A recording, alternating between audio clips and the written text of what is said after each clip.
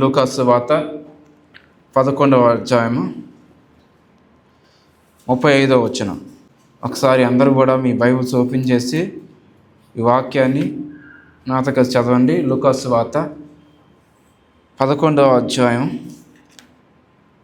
35వ వచనం. అందరు చదవాలి. కాబట్టి నీలోని వెలుగు చీకటిమై ఉండును. మళ్ళా చదవండి. కాబట్టి నీలో నుండి వెలుగు చీకటిమై ఉండకుండా చూచుకొను. నీలో నుండి వెలుగు చీకటిమై ఉండకుండా చూచుకొను అని ఇక్కడ ఎవరు చెప్తున్నారన్నమాట? యేసు ప్రభు చెప్తున్నారు. బైబిల్ అనేకమైన సార్లు ఈ చీకటి గురించి, వెలుగు గురించి, యేసుక్రీస్తు అలానే చాలాసార్లు కూడా ఈ మాట చెప్పబడింది. వెలుగు చీకటి, చీకటి వెలుగు అని చెప్పి ఆదికాండం మొదలుకొని ప్రకటన గ్రంథం వరకు కూడా వెలుగు చీకటి గురించి చాలాసార్లు కూడా ప్రస్తావించడం జరిగింది. ఇక చూస్తే ఒకసారి మత్తయి సువార్త 5వ అధ్యాయం 14వ వచనం కూడా, మీరు లోకమునకు వెలుగై ఉన్నారు, కొండ మీద నుండి పట్టణము మరగి ఉండనేరదు. మీరు లోకమునకు వెలుగు ఉన్నారు. యేసుక్రీస్తును వెంబడించే వారు ఎలా ఉంటారంట? వెలుగుగా చెప్పబడ్డారు. కానీ చూస్తే ఈరోజు విశ్వాసంలో ఉన్న వెలుగు చీకటైపోతుంది. ఉన్న వెలుగు అంతా కూడా చీకటైపోతుంది. దేవుడు ఏం చెప్తున్నాడు? మీరు లోకానికి వెలుగై ఉన్నారు. కొన్ని చూసారా, కొన్ని బీచ్ల్లో కానీ కొన్ని మనం చోట్లకి వెళ్తే ఒక చిన్నగా ఒక ల్యాంప్ స్టాండ్ లాగా చిన్న ఒక లైట్ కనపడుతుంది మనకి. చూసారు ఎప్పుడన్నా? చిన్న లైట్ ఎక్కడో దూరం నుంచి కనపడుతుంది. ఆ లైట్ ఏం చేస్తుంది? ఎవరైనా ఆ సముద్ర తీరంలో కొట్టుకుపోతున్నప్పుడు దారి వాళ్ళకి తెలియక ఎటు వెళ్ళాలో తెలియక ఉన్నప్పుడు ఆ చిన్న లైట్ ఏం చేస్తుంది అంటే పైనుంచి, ఓకే ఇక్కడ ఒక ఒడ్డు ఉందని వాళ్ళకొక డైరెక్షన్ చూపిస్తుంది. చూడండి, కొన్ని బీచెస్కి వెళ్ళినప్పుడు కానీ, సముద్ర తీరానికి వెళ్ళినప్పుడు కానీ దాన్ని ఏమంటారు? లైట్ వేరు, లైట్ హౌస్ అంట. దాని పేరు లైట్ హౌస్. ఎక్కడో ఒక చిన్న పైన ఒక టవర్ లాగా ఉండి దాని మీద లైట్ కుట్టు అనుకుంటూ వెలుగుతూ ఉంటుంది. మనం ఏమనుకుంటాం, ఈ లైట్ ఎందుకు పెట్టారు, పెడితే పెద్ద లైట్ పెట్టవచ్చు కదా. ఆ లైట్ ఏం చేస్తుందంటే ఆ చీకటిలో అది ప్రకాశిస్తూ ఉంటుంది. ఆ సముద్రం తీరంలో ఒకవేళ ఎవరైనా దారి తొలగిపోయిన వారు, లేకపోతే ఎటు వెళ్ళాలో తెలియదు అనుకున్న వారు, లేకపోతే ఎక్కడ ఏదైనా ఉందా లేదా ప్రమాదాలను చిక్కుపడుకున్న వారికి ఆ లైట్ ఏం చేస్తుంటే వాళ్ళకి ఒక డైరెక్షన్ చూపిస్తుంది. అంటే ఇక్కడ ఒడ్డు ఉంది, ఇక్కడ ఒక సిటీ ఉంది, ఒక స్టేషన్ ఉంది, ఇక్కడ ప్రజలు ఉంటున్నారు, ఇక్కడ మనుషులు ఉన్నారు అని చెప్పి ఒక చిహ్నం, ఒక డైరెక్షన్. దేవుడు చెప్తున్నారు. దేవుడు కూడా ఒక లైట్ హౌస్లా పెట్టాడు మనల్ని. అంటే మనల్ని చూసినప్పుడు ఓకే దేవుడు వీళ్ళతో పాటు ఉన్నాడు, ఏ ఫ్యామిలీ పాటు దేవుడు ఉన్నాడు, లేకపోతే వీళ్ళతో పాటు దేవుడు ఉన్నాడు అని చెప్పి ఇతరులు మనం చూసి చెప్పుకోవాలని చెప్పి దేవుడు మనల్ని ఒక లైట్ హౌస్గా చేశాడు. అందుకే ప్రభు చెప్తున్నాడు, లోకానికి మీరు వెలుగే ఉన్నారు. ఒకసారి ఒక రీల్లో పెట్టాను. ఆ వాక్యాలు ఏముంటుందంటే, ఆ స్టోరీలో ఇంట్లో ఒక చిన్న దీపం ఉంటుంది. ఆ దీపము ఎప్పుడు ఏడుస్తూ ఉండేదంట. ఏడుస్తూనే ఉండేది. అది పెద్ద బంగ్లాలో ఉండేది. ఆ బంగ్లాలో ఎన్నో గదులు, మరి 10 గదులు ఉన్నాయో 15 గదులు ఉన్నాయో, పెద్ద రాజుగారి కోట లాంటి ఒక భవనం. ఆ భవనంలో మధ్యలో ఒక చిన్న దీపము ఉండేదంట. ఆ చిన్న దీపము ఎప్పుడు బాధపడుతూ ఉండేది. ఏంటంటే, ఇంత పెద్ద భవనంలో ఒక చిన్న దీపంగా నేను ఉన్నాను, కనీసం ఇంట్లో అందరికి కూడా వెలుగు నేను ఇవ్వలేకపోతున్నాను. అదిగో బయట చూడు, ఆ చంద్రుడు చూడు, ప్రపంచానికి ఎంత వెలిగిస్తున్నాడు, దేశాలకి ఎంత వెలిగిస్తున్నాడు. ఒక్క సూర్యుడు సమస్తాన్ని కూడా వెలుగునిస్తున్నాడు. బయట నా సన్ను చూడు, బయట నా సూర్యుడు చూడు అని చెప్పి ఆ సూర్యుడిని చూసి మనసులో బాధపడుతుందంట. సూర్యుడు బాగానే వెలుగుతున్నాడు, చంద్రుడా బాగానే ఎరుగుతున్నాడు, నా పరిస్థితి ఏంటి? ఇక నేను ఈ చిన్న దీపం వల్ల ఉండాలా అని అనుకుంటూ బాధపడుతున్నప్పుడు అకస్మాత్తుగా ఆ ఇంట్లో కరెంటు పోయిందంట. ఏమైంది? కరెంటు పోయింది. ఎవరో కుర్రోడు వచ్చాడు. కుర్రోడు వచ్చి ఆ చిన్న దీపాన్ని వెలిగించాడు. వెలిగించినప్పుడు తర్వాత చూస్తే ఆ ఊర్లో గ్రామం అంతా కూడా చీకటిగా ఉంది. ఆ ఇల్లు ఒకటి మాత్రము వెలుగుతూ ఉంది. అయితే అప్పుడు దాకా ఇంట్లో చీకటిగా ఉన్నప్పుడు పిల్లలందరూ భయపడ్డారు, ఇంట్లో వాళ్ళందరూ కూడా భయపడ్డారు, అందరూ గందరగోళంగా ఉంది. కానీ ఆ చిన్న దీపం వెలిగించిన తర్వాత అప్పుడు దాకా ఏడ్చేవాళ్ళు నవ్వుతున్నారు. అప్పుడు దాకా వాళ్ళు ఈ వస్తువు ఎక్కడ ఉంది, ఆ వస్తువు ఎక్కడ ఉంది అని చెప్పి ఒకళ్ళు తిట్టుకున్న వాళ్ళు ఇప్పుడు సమాధానం ఒక చోట కూర్చున్నారు. ఆ చిన్న దీపము ఆ పెద్ద ఇంటికి ఏమిచ్చింది? వెలుగునిచ్చింది. అప్పుడు ఆ రోజు ఆ చిన్న దీపానికి అర్థమైంది ఏంటంటే, వెలుగివ్వడం అంటే ఏదో ఎక్కడికో వెళ్ళి ఏదో చేయడం కాదు, కానీ మనం ఉన్న చోటనే నిలబడమే నిజమైన సక్సెస్. నేను ఒక సూర్యుడిలా లేకపోవచ్చు, ఒక చంద్రుడిలాగా లేకపోవచ్చు, కానీ నేనున్న ప్రాంతంలో, నేనున్న ప్లేస్లో నేను వెలిగించబడుతున్నాను లేదా అనేది ముఖ్యం అనుకున్నాడు. ఆ రోజు అర్థమైంది ఏంటంటే, ఆ ఇంటిని వెలిగించడానికి సూర్యుడు అవసరం లేదు. ఏది కావాలి? ఒక చిన్న దీపము చాలు. ఈరోజు దేవుడు కోరుకునేది ఏంటంటే, మనం బయటికి వెళ్ళి ఏదో ఒక 100 మందికి, ఒక 1000 మందికి, ఒక 1,00,000 మందికి బయట మనం ఏదో పెద్ద పాపులర్ అవ్వాల్సిన అవసరం లేదు. అంతమందిని మన దేవుళ్ళలో తీసుకురావాల్సిన అవసరం దేవుడు అది ఆశించట్లేదు. నువ్వు ఉన్న చోట కనీసం ఒక్క వ్యక్తినైనా సరే దేవుడి దగ్గరికి నడిపించాలి. నువ్వు ఉన్న చోట నువ్వు వెలిగించబడాలి. నువ్వు ఏ ప్రాంతంలో ఉంటున్నావో, ఏ ఇంట్లో ఉంటున్నావో, ఏ జాబులో ఉంటున్నావో, ఏ వ్యాపారంలో ఉంటున్నావో, నువ్వు ఉన్న చోట. కాబట్టి దేవుడు కోరుకునేది ఏంటంటే, దేవుడు మనను ఒక ప్రాంతంలో పెట్టాడు, ఒక చోట పెట్టాడంటే ఇతరులకు మనము దీవెనకరంగా ఉండాలి. కానీ మనం ఏం చేస్తాము? ఎదుగో నేను చంద్రులా లేను, ఎదుగో నేను సూర్యులా లేను. సూర్యుని చూసి మనము పోల్చుకుంటాం, చంద్రుని చూసి పోల్చుకుంటాం. నేను వాళ్ళలా లేను, నేను వీళ్ళలా లేనని. దేవుడు ఏమన్నాడు? నేను వాళ్ళలా వీళ్ళలా చేయలేదు, నేను నీలాగా నేను చేశాను. నువ్వు ఎక్కడైతే ఉంటావో అక్కడ నమ్మకంగా ఉండు. ఎక్కడైతే నేను జాబులు పెట్టానో ఆ జాబులో నమ్మకంగా ఉండు. ఎక్కడైతే ఏ ఇంట్లో పెట్టానో ఆ ఇంట్లో నమ్మకంగా ఉండు. లేకపోతే ఏ యొక్క సహవాసంలో, ఏ మందిరంలో నేను స్థాపించి అక్కడ నేను నాటానో అక్కడ నువ్వు నమ్మకంగా ఉండు. అక్కడ నమ్మకంగా ఉండు. కాబట్టి నేను వెలుగునివ్వట్లేదు అని బాధపడద్దు. దేవుడు నిన్ను ఎక్కడ పెట్టాడో అక్కడే నువ్వు వెలుగునిస్తే నీ జీవితానికి అది అర్థం. ప్రభు చెప్తున్నాడు, నన్ను వెంబడించేవారు వెలుగుగా చెప్పబడతారు. మరి లూకా సువార్త అదే 11వ అధ్యాయంలో 34 వచ్చిన కూడా ఒక మాట ఉంటుంది. ఈ చీకటికి ఈ వెలుగుకి ఒక మాట మనం చూస్తాం. అక్కడ చూడండి, లూకా సువార్త 11వ అధ్యాయం 34 వచ్చిన. నీ దేహమునకు దీపము నీ కన్నే గనుక నీ కన్ను తేటగా ఉంటే నీ దేహమంతయు వెలుగుమై ఉండును. అది చెడినదైతే నీ దేహమంతా చీకటమై ఉండును. చూడండి, ఒకవేళ కన్నులు చెడిపోయినట్లయితే దేహమంతా కూడా చీకటగా ఉంటుంది.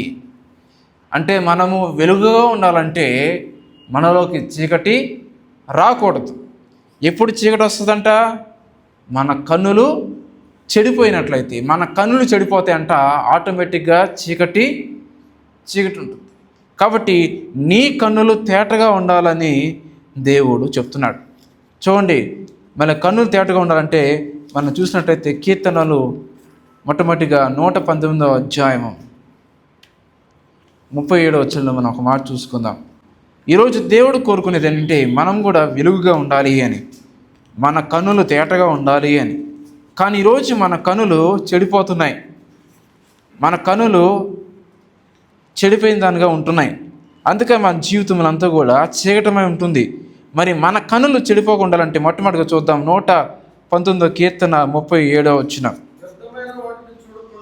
వ్యర్థమైన వాటిని చూడకుండా నా కన్నులు త్రిప్పివేయము, నీ మార్గంలో నడుచుకుంటకు నన్ను బ్రతికించుము. చాలండి, మన కనులు చెడిపోకుండా ఉండాలంటే మొట్టమొదటిగా వ్యర్థమైన వాటిని చూడకుండా మనము ఉండాలి. మన కన్నులు చెడిపోకుండా ఉండాలంటే, ఈ కన్ను గురించి చెప్పుకున్నట్టయితే, ఈ కన్ను చెడిపోకుండా ఉండాలంటే ఏం చేయాలంట? వ్యర్థమైన వాటిని చూడకుండా మన కన్నులను త్రిప్పివేయాలి. చూడండి, ఇక్కడ కీర్తనకారుడు రాస్తున్న మాట, వ్యర్థమైన వాటిని చూడకుండా కన్నులు త్రిప్పివేయము.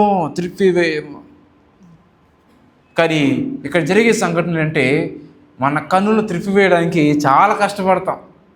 కొన్ని గుర్రాలు చూసారా? గుర్రాలకి ఏముంటాయి? వాటికి ఏముంటాయి? కంటి దగ్గర ఏముంటాయి చూసారా? అప్పుడు ఏముంటాయి? రేస్ గుర్రలాగా ఉంటాయి కొన్ని. చూసారా గుర్రాలు? వాటికి కంతలా పెడతారు, ఇటొకటి ఇటొకటి. ఎందుకు పెడతారు? గాలి తగలకుండా ఉంటాక. ఎందుకు పెడతారు? స్టైల్ కోసమా? ఫ్యాషన్ కోసమా? దేనికోసం పెడతారండి? దాని చూపు అంతా కూడా ముందుకి ఫోకస్ కూడా ఉండాలని, దాని కళ్ళు అటు ఇటు పోకుండా. ఎందుకంటే పాప దానికి చేతులు లేవుగా మనలాగా మూసుకోవడానికి. అందుకే వాళ్ళు కంచెలా పెడతారు, ఇటేపు ఇటేపు. అప్పుడు దాని దృష్టి దేని వైపు ఉంటుంది? ముందుంటుంది, ఇటు ఇటు ఉండదు. ఒకవేళ దాని కళ్ళు ఇటు ఇటు పోయిందనుకోండి, అది ఎంత ఆ స్పీడ్లో ఒకసారి ఇటు చూసింది అనుకోండి, మనవాడు ఎగిరి అవతల పడతాడు వెళ్ళి. అందుకని దానికి గంతలు పెడతారు. అంటే ఆ గుర్రం కళ్ళు అవి పడిపోకుండా, పక్కకి వెళ్ళకుండా, రేసులో నుంచి పక్కకు వెళ్ళిపోకుండా ఉండాలంటే దాని కంటికి గంతలు వేయాలి. అంటే కళ్ళు దాన్ని త్రిప్పివేయబడకూడదు. అలానే మనం కూడా ఒక ఆత్మీయ జీవితంలో జీవిస్తున్నాం కాబట్టి మన గురి పరలోకం పోవాలి మనం అందరం. అదే మన గురి. మనం ఎన్ని క్రిస్మస్లు చేసుకున్నా, ఎన్ని మరి గుడ్ ఫ్రైడే చేసుకున్నా, ఇప్పుడు వచ్చే గుడ్ ఫ్రైడే చేసుకున్నా, ఫాస్టింగ్ వేస్ 40 దినాలు ఉపవాస ప్రార్థనలు కూర్చున్నా, మరి అన్నిటికీ కేంద్రం ఏంటి? మనం అందరం కూడా పరలోకం రోజు వెళ్ళాలి. అది ద మెయిన్ సబ్జెక్ట్. దాని తర్వాత ఇవన్నీ ఏదన్నా సరే, ఇంకా విశ్వాసము, ఆశ్చర్యాలు, అద్భుతాలు, ఇవన్నీ వేరే విషయాన్ని మనం అందరం కేంద్రం ఏంటంటే మనం అందరం కూడా పరలోకం వెళ్ళాలి. దానికి ఏంటి? విశ్వాసం కావాలి, పరిశుద్ధత కావాలి, దేవుని నమ్మాలి, నిరీక్షణ కావాలి, ఇవన్నీ కావాలి. కానీ మన కేంద్రం ఏంటి? మన గురి ఎక్కడికి పోవాలి చెప్పండి? పరలోకానికి మనము వెళ్ళాలి. అది మన గురి. ఇప్పుడు మన గురి మనము వెళ్ళకుండా సాతానుడు మనల్ని అడ్డుపడతాడు. కాబట్టి వాడు వచ్చి మన ప్రాక్టికల్గా మనల్ని ఏమీ చేయబెట్టి లాగాడు. కాబట్టి మనలోనే ప్రేరేపిస్తాడు. కాబట్టి మన కన్నులు ఏం చేయాలి? త్రిప్పివేయకుండా స్ట్రైట్గా చూడాలి. మన కన్నులు చెడిపోకుండా ఉండాలంటే ఏం చేయాలంట? వ్యర్థమైన వాటిని చూడకుండా కన్నులను త్రిప్పివేయము. ఒక చూడండి, వ్యర్థమైన వాటిని చూడకుండా నా కన్నుని త్రిప్పుకుంటానో లేదు. ఏముంది అక్కడ? త్రిప్పివేయము అంటే అర్థం ఏంటి? దేవా, నేను త్రిప్పుకోలేకపోతున్నాను ప్రభువా, నువ్వు తిప్పు. అంటే మన కన్నులు తిప్పేది ఎవరి పని? దేవుడి పని. మనం కూడా గొర్రెల్లానే మనం మూసుకోలేము. ఎవరన్నా ఒకళ్ళు వచ్చి, మన యజమానులు వచ్చి మొయ్యాలి. మరి మొయ్యాలంటే అడగాలి వచ్చి. కాబట్టి వ్యర్థమైన వాటిని కన్నా చూడకుండా నా కన్నులు నేను త్రిప్పివేసుకుంటున్నానని రాయలేదు, కానీ త్రిప్పివేయము ఉంది. కాబట్టి ఆ కన్నులు త్రిప్పివేయాలంటే ఆ పని మనం కాదు. ఎవరి పని? దేవుడి పని. మనం దేవుడిని అడగాలి, దేవా, వ్యర్థమైన వాటిని చూడకుండా నా కళ్ళు త్రిప్పివే ప్రభువా, నా కంటికి కూడా ఒక గంటలాగా కట్టమని మనం దేవుడిని అడిగితే అప్పుడు దేవుడు మనకి త్రిప్పివేయకుండా మన కంటికి కడతాడు. వ్యర్థమైన వాటిని అంటే చాలా ఉన్నాయి. ఏమున్నాయి వ్యర్థమైన వాటిని అంటే? అందులో ఏమున్నాయి? మన ఫోన్ ఉంది చూసారా? అందులోనే ఫోన్ గురించి చెప్పినట్టుంది. వ్యర్థమైన వాటిని చూడకుండా, ఫోన్ చూడకుండా నా కళ్ళు తిప్పిపోయాం. అది ఏదైనా అవ్వచ్చు. వ్యర్థమైన వాటిని అంటే సినిమాలు అవ్వచ్చు, సీరియల్స్ అవ్వచ్చు, కొత్త వెబ్ సిరీస్లు వస్తాయి ఇప్పుడు నెట్ఫ్లిక్స్లో. వెబ్ సిరీస్లు అవ్వచ్చు, కొరియన్ డ్రామాస్ అవ్వచ్చు. అట్లానే ఈ సినిమా కానీ, ఈ కొరియన్ డ్రామాస్ కానీ, ఇవన్నీ ఏం చేస్తాయంటే మనుషులను ప్రభావితము. వాటిలో స్పిరిట్స్ ఉంటాయి. గేమ్స్ వచ్చాయి చూసారా? ఫైటింగ్ చేసుకుంటూ ఉండేవాళ్ళు. ఏ గేమ్స్ అవి? పబ్జీ అని, ఇంకా రకరకాల గేమ్స్ ఉన్నాయి. వ్యర్థమైన చిత్రాలు అవ్వచ్చు. మరి ఎంతమంది ఇప్పుడున్న మరి 95%, 95% బ్లూ ఫిలిమ్స్ అంటారు. 95% ప్రతి ఒక్కరు కూడా ఈ పోర్నోగ్రఫీని చూస్తారని చెప్పి రీసెంట్గా డాక్టర్స్ చెప్తున్నారు. 95% ముసలోళ్ళ కా నుంచి 80 years, 5 సంవత్సరాలు, 6 సంవత్సరాలు, 7 సంవత్సరాల పిల్లలు కూడా. ఎందుకంటే తల్లిదండ్రులు వాళ్ళు ఏం చేస్తున్నారు, పిల్లలు కూడా అదే చేస్తున్నారు. వాడి పిల్లవాళ్ళే, వాడికి ఏం తెలియదు అని చెప్పి కూర్చుంటారు. వాడు కూడా చూస్తూ ఉంటాడు. చూసించి మీరు లేనప్పుడు ఫోన్ చేసుకుని వాళ్ళు కూడా నొక్కుతూ ఉంటారు. అంటే వ్యర్థమైన వాటి చూడకుండా మన కన్నులు ఏం చేయాలి? త్రిప్పివేయని దేవుని అడగాలి. కాబట్టి మన కన్ను చెడిపోకుండా ఉండాలంటే మన కన్ను ఎలా ఉండాలంట? తేటగా ఉండాలి. వ్యర్థమైన వాటిని చూడకుండా త్రిప్పివేయాలి. మనం చూసినట్టయితే బైబిల్లో కూడా ఉంటుంది. 2 సమయాలు గ్రంథము 11వ అధ్యాయం 2-4 వచనంలో కూడా అక్కడ దావీదు మనం చూస్తున్నాం. దావీదు ఉదాహరణకి ఏం చేశాడు? అప్పటిదాకా పడుకొని ఉన్నాడు, కూర్చుని. మరి యుద్ధం వెళ్లకుండా పడుకొని ఉన్నాడు. తర్వాత అయ్యగారికి త్వరగా మెలకు వచ్చింది. వచ్చిన తర్వాత మెద్ద మీదకి వచ్చి కూర్చున్నాడు. కాసేపు అటు ఇటు వాకింగ్ చేశాడు. వాకింగ్ చేసినప్పుడు ఆ మెద్ద మీద ఒక చెట్ట దృశ్యాన్ని చూశాడు. చూసిన తర్వాత ఆ స్త్రీని మోహించి ఆశించి చివరికి పాపానికి చోటిచ్చాడు. ఆ వ్యర్థమైన వాటికి చోటిచ్చి తన జీవితానికి ఒక చీకటి మార్గంలో వెళ్ళే దారిగా మార్చుకున్నాడు. అప్పుడు దాకా వెలుగుగా ఉన్నాడు దావీదు. ఆ పాపం చేసిన తర్వాత తన జీవితం చీకటిగా అయిపోయింది. సమాధానం లేదు. తనకున్న మరి పుట్టిన కుమారుడు చనిపోయాడు. మరి నరహత్య చేయించాడు. జీవితం సమాధానమే లేదు. అంటే పాపం ఏం చేస్తుందంట? ఒక నేరారోపణకి అది తీసుకుని పోతుంది. ఒక 100లో ఒక 50% చాలామంది చనిపోతున్నారు సూసైడ్ చేసుకొని.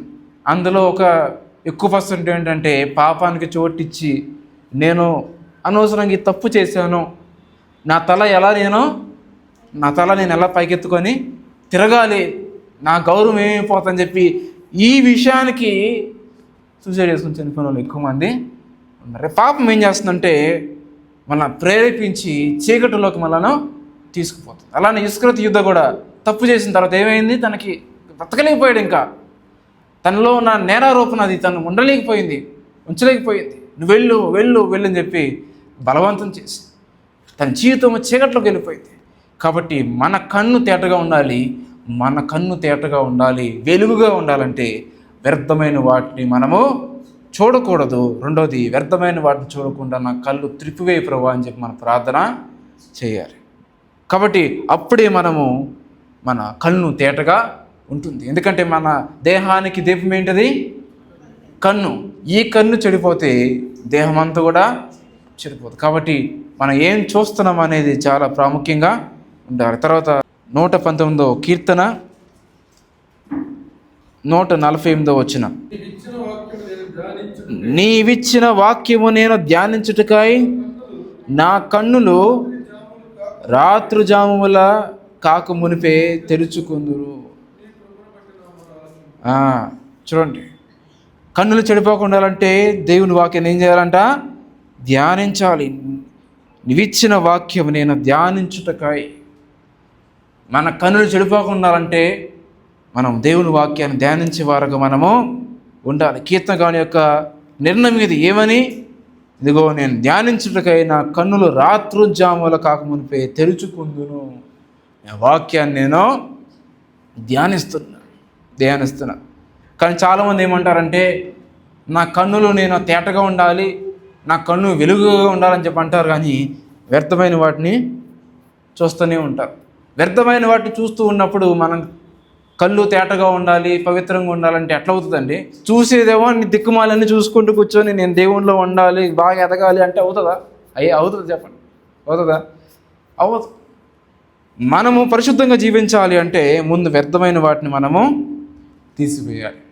అంటే వ్యర్థమైన వాటిని చూసినప్పుడు యూట్యూబ్ కానీ, ఇన్స్టాగ్రామ్ కానీ, గూగుల్ కానీ అన్నీ కూడా మనము వాటిని ఒక కంట్రోల్లో మనము దాన్ని పెట్టాలి. ఏదైతే చూడాలో అవి చూడాలి. ఏదైతే మనకు మేలో, బైబిల్ ఒక మాట ఉంటుంది, ఏది మేలైనవో, ఏది రమ్యమైనవో, ఏది ఖ్యాతి గలవో వాటిని పరీక్షించి వాటిని వైపు మీరు వాటిని చూడండి, వాటిని బట్టి నడుచుకోండి అని చెప్పి దేవుడు చెప్తున్నాడు. అలాంటి వాటిని మనం చూస్ చేసుకోవాలి. అంటే ఏది మనకు మేలు, అంటే ఇది చూడడం వల్ల ఇది నాకు మేలా కాదా? అవునా, ఓకే, ఈ మూవీ ఉంది, ఈ సినిమా చూడడం వల్ల నాకు మేలా? నాకు మేలే కాదే. వాడు ఫిక్షన్ స్టోరీ, నాకెందుకు పిచ్చి స్టోరీ, డబ్బుల కోసం వాడు యాక్ట్ చేస్తాడు, నేను పిచ్చిలో కూర్చొని చూస్తాడు, నాకు అవసరం లేదు. అట్లా వ్యర్థమైన వాటిని మనం ఏం చేయాలి? దాన్ని తీసివేయాలి. అలా తీసివేసినప్పుడు మన కళ్ళు తేటగా ఉంటాయి. అట్లానే వ్యర్థమైన వాటిని మనం చూడకుండా ఉండాలంటే, రెండోది మన కళ్ళు తేటగా ఉండాలంటే మన వాక్యమును మనము ధ్యానించాలి. ఈ వాక్యాలు ధ్యానించకుండా మన కళ్ళు తేటగా ఉండాలంటే అది అవ్వని పని. కాబట్టి ప్రతి ఒక్కరి చేతిలో కూడా బైబిల్ ఉండాలి. ప్రతి ఇంట్లో కూడా బైబిల్ ఉండాలి. నలుగురికి ఒక బైబిల్ కాదు, ప్రతి వ్యక్తికి కూడా ఒక బైబిల్ ఉండాలి. ప్రతి ఒక్కరు కొత్త బట్టలు ఉంటాయి కదా, బైబిల్ మాత్రం నలుగురికి ఒక బైబిల్ ఉంటుందా చెప్పండి? ఎంత విచిత్రం. కొంతమంది ఇంట్లో అందరు కలిపి ఒక బైబిల్ అంట. ఒకవేళ మొన్న ఒక బైబిల్స్ పెట్టండి అని అడిగారు. పెట్టమంటే సరే నేను బైబిల్ లింక్ పెట్టాను వాళ్ళకి. లింక్ పెట్టినప్పుడు మరి ఎంతమంది ఉన్నారు మీ ఇంట్లో అంటే, మా ఇంట్లో బ్రదర్ నలుగురున్నారు బ్రదర్ అన్నారు. పెద్ద ఆయన కొత్తగా అంటే ఎప్పటి నుంచో దేవుళ్ళు ఉన్నారు, కానీ బైబిల్ అడిగారు, వాళ్ళు సజెస్ట్ చేశారు.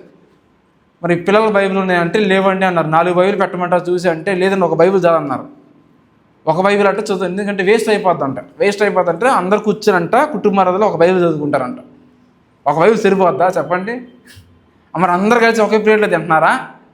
తలో ఆ మూల వేస్తారు, ఈ మూల వేస్తారు, ప్లేట్ పట్టుకొని ప్లేట్లు తింటారు. కానీ బైబిల్ మాత్రము ఒక బైబిలే.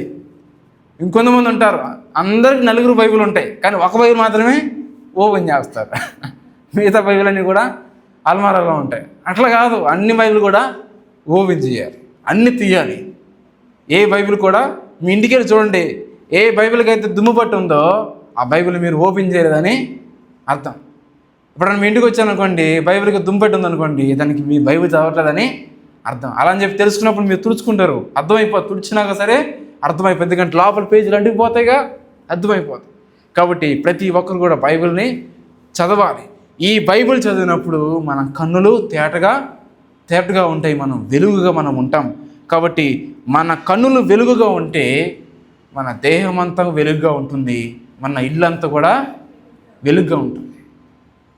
అందుకే మన జీవితంలో, మన కుటుంబంలో శాంతి సమాధానం లేదంటే మన కన్నులు తేటగా లేవు, వెలుగు లేవు. ముందు మన కళ్ళే చీట అయిపోయాయి. అందుకే ఎటు చూసినా సరే అంధకారమే.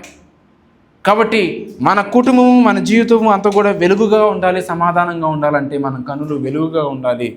అంటే వ్యర్థమైన వాటిని చూడకూడదు, దేవుని వాక్యాన్ని ప్రతిరోజు మనము ధ్యానించాలి. యోహాను పత్రిక, మొదటి యోహాను పత్రిక 2వ అధ్యాయము 11వ వచనము, మన కన్నులు చెడిపోకుండా తేటగా వెలుగుగా ఉండాలంటే ఏం చేయాలో చూసుకుందాం.